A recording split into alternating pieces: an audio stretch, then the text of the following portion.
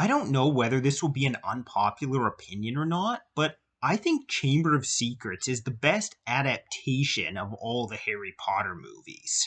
Now, that doesn't mean I think it's the best movie. I think Prisoner of Azkaban and Deathly Hallows Part 2 can fight over that crown. But in terms of how well each of them adapted their corresponding book, I think this one did the best job. Of all the movies, this is the only one that I can watch without ever really feeling like I'd rather be reading the book. They managed to simplify it for a shorter running time while keeping the overall story intact and chose the right things to cut that weren't needed in the end. Of course, it does help that Chamber is the second shortest of the books.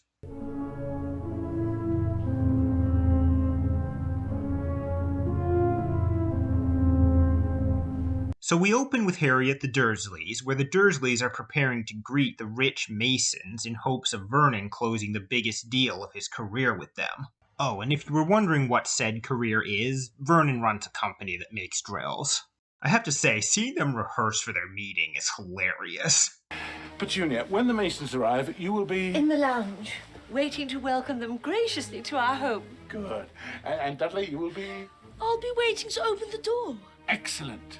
Now, in the book, before going up to his bedroom and meeting Dobby, Harry first goes to hang out in the backyard for a bit. While he's there, he's startled by a pair of green eyes staring at him through the hedge. This was Dobby, as we learn shortly. Dudley then comes out, teasing Harry for not getting any birthday letters from his friends at Hogwarts, causing Harry to pretend to use magic to scare him. This, of course, gets him in trouble from Petunia, who punishes Harry by making him do chores. Not before taking a swing at him with her frying pan, of course. The movie, of course, skips past all this. Understandably so, it's not needed. We do see more of Harry's insecurity here, though, as the lack of letters he's received from his friends makes him wonder how much they really cared for him. So Harry meets Dobby in his bedroom, who warns him not to go back to Hogwarts because he'll be in danger, and reveals that he's been stopping all of Harry's letters. I think the movies portray Dobby pretty well. They nailed his look, and Toby Jones's voice fits the character really well. Offend Dobby? Dobby has heard of your greatness, sir, but never has he been asked to sit down by a wizard like an equal. I do think they made him look a bit too gleeful about ruining things for Harry, though. The whole idea here is that he's trying to get Harry into trouble with the Dursleys in order to save him, but his expressions almost make it seem like he's taking some sort of pleasure in getting Harry in trouble. Also, I have to say, Dobby really got the short end of the stick in the future movies. Aside from Prisoner of Azkaban, Dobby appears in every book after this one, and is actually really helpful to Harry in all of them. The movies, however, cut him from all of them until Deathly Hallows, the one where he dies. So his death doesn't really hurt nearly as much as it does in the book, where he's been a pretty constant presence throughout. I'll go into more detail on that when we get to those movies, though. For the purpose of this movie, Dobby is handled very well. So Dobby drops the pudding, getting Harry in trouble. Unlike in the movie, though, he doesn't drop it on Mrs. Mason's head, just on the floor. Now in the book, the scene doesn't end there. At first, it looks like Vernon might be able to smooth things over with the Masons, but then an owl flies in with a letter for Harry, which causes Mrs. Mason, who is terrified of birds, to run from the house screaming, followed by her very angry husband. Needless to say, Vernon's deal didn't go through. Vernon then furiously makes Harry read the letter the owl brought. It's a letter from the Ministry of Magic, saying they detected a hover charm being used in this house. This was Dobby, of course, reminding him that underage wizards aren't allowed to use magic outside of school, and warning him that any further use of magic could result in him being expelled. This is where the Dursleys learn that Harry isn't allowed to use magic outside of school, and Vernon decides to lock Harry up, knowing he can't use magic to escape. The movie doesn't make the time frame here quite clear, but in the book, Harry is stuck in that bedroom for 3 days before Ron, Fred, and George come to rescue him. So they get Harry out of Privet Drive. The only somewhat significant difference here is that in the book, Fred and George go get Harry's magical supplies, which the Dursleys had locked up in the cupboard under the stairs. Also, Vernon doesn't get pulled out the window in the book, but I can see how that's more funny for a movie. By the way, one little detail I like in the movie is that despite how horrible Vernon always was to Harry, it seems like Harry is looking back here to make sure he's okay after the fall. And once he sees he is, then of course he starts laughing at him. It's very small, but it sort of shows more of Harry's caring nature, even towards people who are awful to him.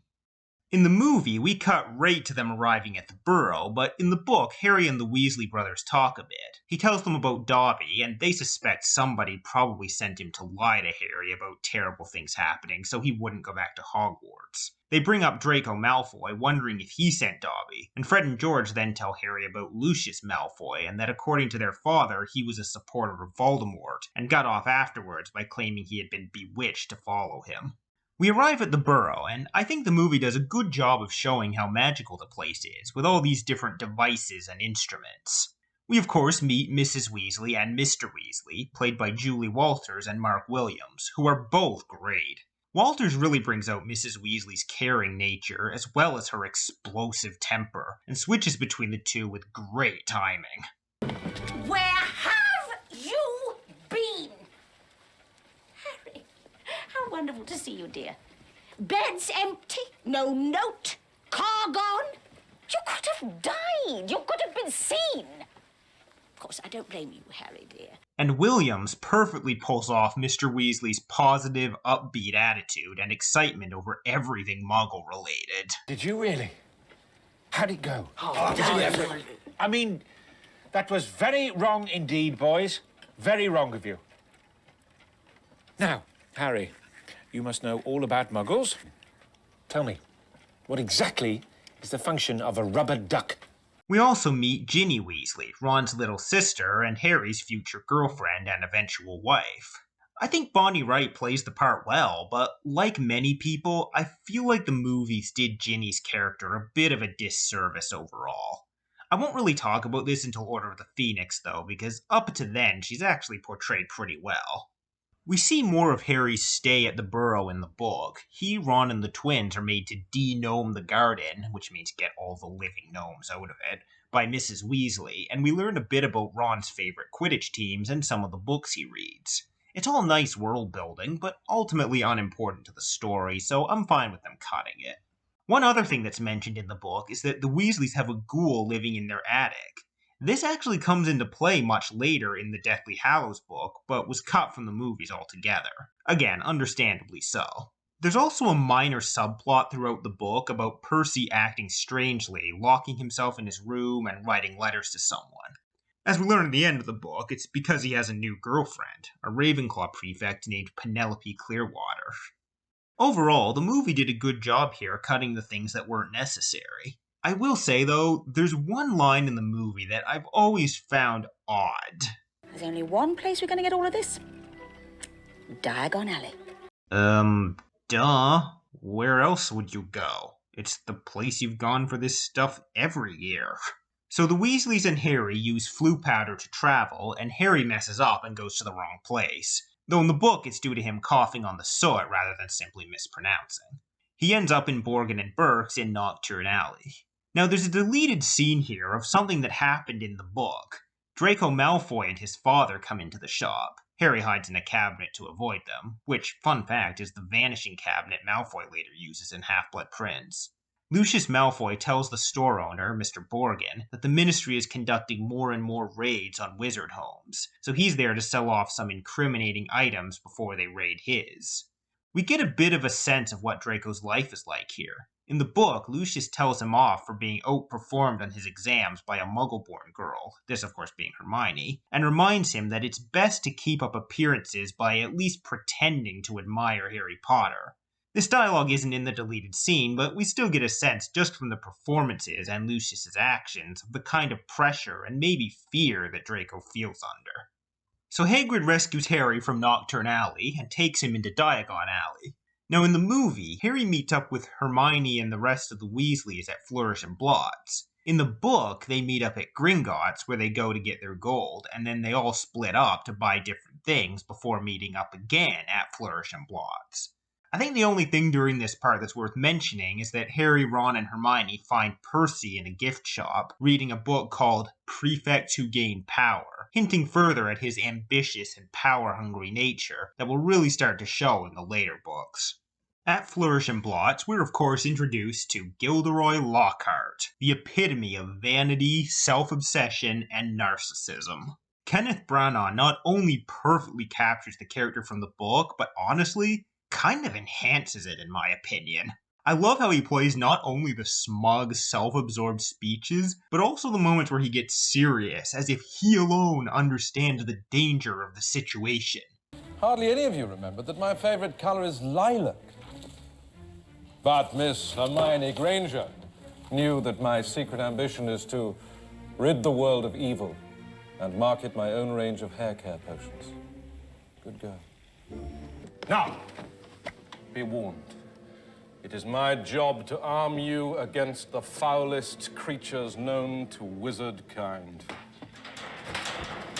You may find yourselves facing your worst fears in this room. Know only that no harm can befall you whilst I am here. I must ask you not to scream. It might provoke them! His performance makes the character so much more entertaining, whereas I just kind of wanted to punch him throughout the book. Also, interesting fact, apparently Rowling based Lockhart on a person she knew in real life, and she said that Lockhart's level of self-obsession isn't even close to this person's. As far as the Lockhart stuff goes, the only real difference here is that in the book, he announces in this scene that he will be taking on the position of Defense Against the Dark Arts teacher at Hogwarts. There are certainly differences in the encounter with the Malfoys, however. First of all, in the book, Lucius doesn't even interact with Harry here. He only interacts with Mr. Weasley. So this entire exchange between him and Harry was invented for the movie, and honestly, I really like it. Your scar is legend. As of course is the wizard who gave it to you. Voldemort killed my parents. He was nothing more than a murderer. The only thing I don't like is when Hermione says, "Fear of a name only increases fear of the thing itself." This was actually a Dumbledore line from the Philosopher's Stone book. At this point in the books, Hermione is just as scared of saying Voldemort's name as anyone else. The other difference here is that while in the movie, Lucius and Arthur only exchange harsh words, in the book, the fight actually gets physical. Arthur attacks Lucius and they start fighting, which is only broken up by Hagrid arriving and pulling them apart. And of course, Lockhart wants the fight worked into the news article for publicity. While it would have been fun, I think cutting the fight from the film was ultimately a smart decision. It might have looked, well, silly. The journey to Hogwarts plays out pretty much the same in both versions. Harry and Ron can't get through the barrier and fly the car to Hogwarts. The movie does add a bit of a, I guess you could say, action scene here, where they almost get hit by the train and Harry almost falls out. Then they arrive at Hogwarts, crash into the Whomping Willow, Ron breaks his wand, and the car rejects them and drives off. I do think they could have made Ron a bit less wimpy here, but Rupert Grint plays it so well, I can't be too upset. This is where it gets a bit different, though. In the movie, Harry and Ron run into Filch, who takes them to Snape for some reason, even though he's not their head of house. In the book, it's Snape himself who catches them and brings them to his office, which makes more sense. Also, Snape actually goes to get McGonagall in the book, knowing she's the one with the power to punish them. In the book, McGonagall asks why they didn't just send a letter to Hogwarts rather than fly the car, which, yeah. And also, I just love this line. I didn't think that is obvious. Dumbledore then arrives, and he's the one who makes the decision not to expel Harry and Ron and writes to their families. Then he leaves with Snape, and McGonagall assigns Harry and Ron detention, and tells Ron that his sister was sorted into Gryffindor. So yeah, a bit different, but the movie for the most part gets things across well enough. That said, one other big difference here is Snape's overall attitude during this scene. In the book, he seems more excited at the prospect of expelling them than angry over what they've done. Whereas in the movie, he seems genuinely angry. I feel like there's a good middle ground somewhere. Personally, I like the movie portrayal where he is genuinely angry. However, after they weren't expelled, I think they should have made him seem a bit more upset. In the book, we see Harry and Ron arrive at the Gryffindor common room where they're greeted as heroes for arriving at Hogwarts in such a cool fashion, by everyone except Hermione and Percy, who are angry about what they've done. Now, in the movie, the Herbology class and the breakfast scene where Ron receives the Howler are reversed, with the Herbology class being shown first. As for the scenes themselves, in the book the Howler isn't described as turning into the shape of a mouth when it shouts the words, but I think that's funnier. Also, the letter doesn't praise Ginny for getting into Gryffindor, it only yells at Ron. This is also where we meet Colin Creevey in the movie, but that happens a bit later in the book. As for the Herbology class, in the movie we cut right to the class itself, but in the book, when the students arrive, they find Gilderoy Lockhart there, along with Professor Sprout. Sprout had been patching up the Whomping Willow after Harry and Ron had crashed into it, and Lockhart apparently had been trying to teach her how, because of course he would know better than the resident plant expert.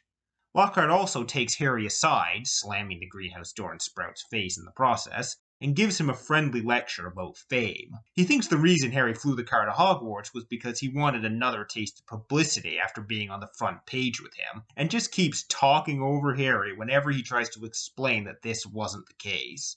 This moment is pretty funny and just further shows us exactly how self-absorbed and full of himself Lockhart is, but I think the movie still manages to capture this enough without it.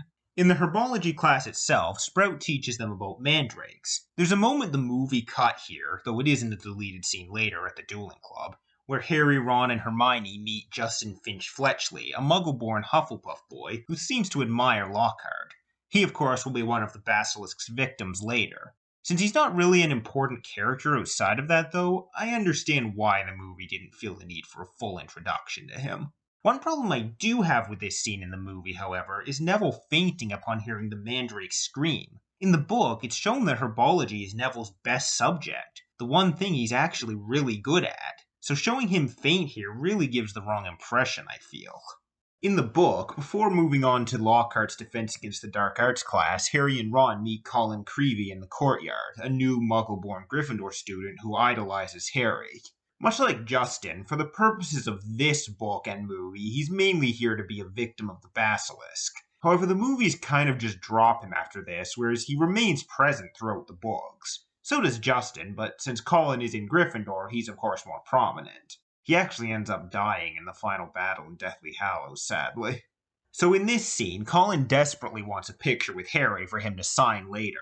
Malfoy, hearing this, loudly announces to the other students nearby that Harry Potter is giving out signed photos. Lockhart also catches wind of this and decides to have his own picture taken with Harry again. He tells Harry he did this so people wouldn't think Harry was getting too full of himself by taking photos by himself, but of course we all know he just wanted to be the center of attention as usual. This does show yet again how much Harry hates his fame, something, as I said, I don't think the movies show too well. Still, I'm fine with this part being cut.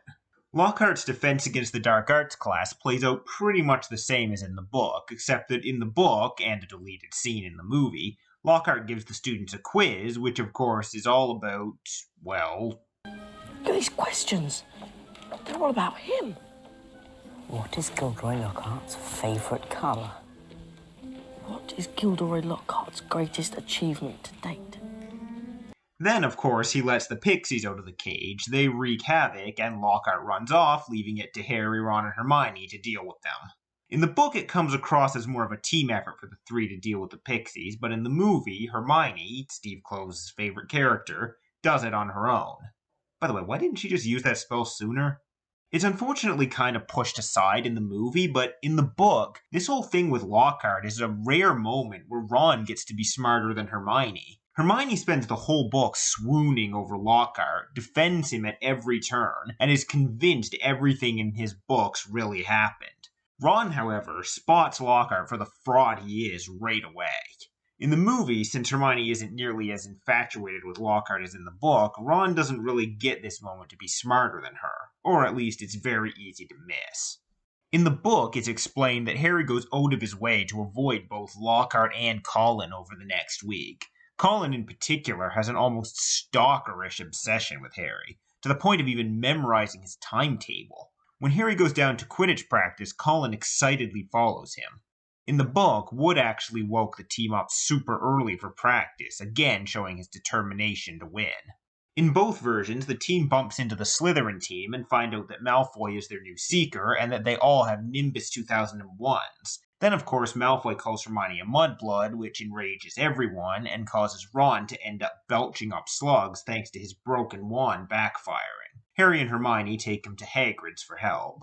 Now, in the book, Hermione has no reaction to being called a mudblood. It doesn't upset her or anything. That's because, like Harry, she's grown up with muggles, so she's never heard the word before. So it's Ron who explains to both of them the concept of wizard blood purity and how muggle-borns are looked down on by some. In the movie, they make Hermione the one to explain this, and she does seem to know what it means and is upset at being called it. I can only assume Steve Kloves figured that because this scene is really about Hermione, it would be more powerful to have her say this. And I guess I get that, but still, I have some problems with it. First of all, she's acting like this is a prejudice she's been dealing with for years, even though she wouldn't even have known about it until about a year ago. And secondly, this is another case of Ron getting the short end of the stick. One of the things that sets Ron apart from Harry and Hermione is that he's the only one of the three who's lived in the magical world his entire life. As such, in the books, he generally has the best understanding of how it works and is the one to explain things to Harry and Hermione. In the movies, they just kind of made Hermione know everything, which takes away from Ron the main thing that sets him apart from her and Harry. I think YouTuber Quinn Curio put it best. Hermione is not an effortless genius, she's a genius through effort. She studies hard no matter how boring the professor is. The amount of time she sinks into this comes at the cost of other things. I can confidently say that Book Hermione needs her friends just as much as they need her. That said, I do think this moment of Hagrid comforting her is sweet. Come here. Don't you think on it, Hermione. Don't you think on it for 1 minute.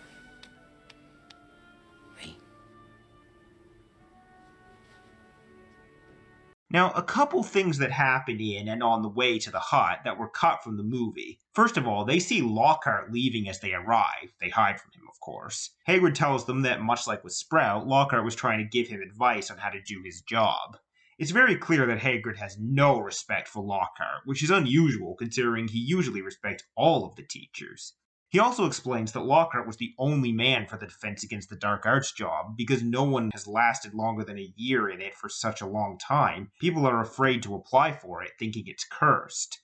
This constant switching of the Defense Against the Dark Arts teachers is never really addressed in the movies. Hagrid also mentions that he met Ginny wandering the grounds. He suspects she was hoping to bump into Harry, but as we learn at the end, it was probably much more sinister. At this point in the movie, we cut right to Harry's detention with Lockhart, but in the book we see McGonagall actually assign him and Ron their detentions. Ron will polish the trophies in the trophy room, and Harry will help Lockhart sign his fan mail. In detention, of course, Harry starts to hear the voice of the Basilisk.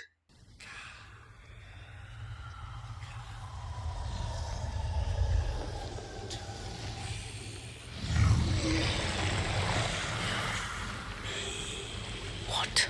Now, in the movie, Harry hears the voice again right after leaving, and he, Ron, and Hermione find Mrs. Norris petrified. In the book, this doesn't happen until quite a bit later. For now, he simply returns to the common room.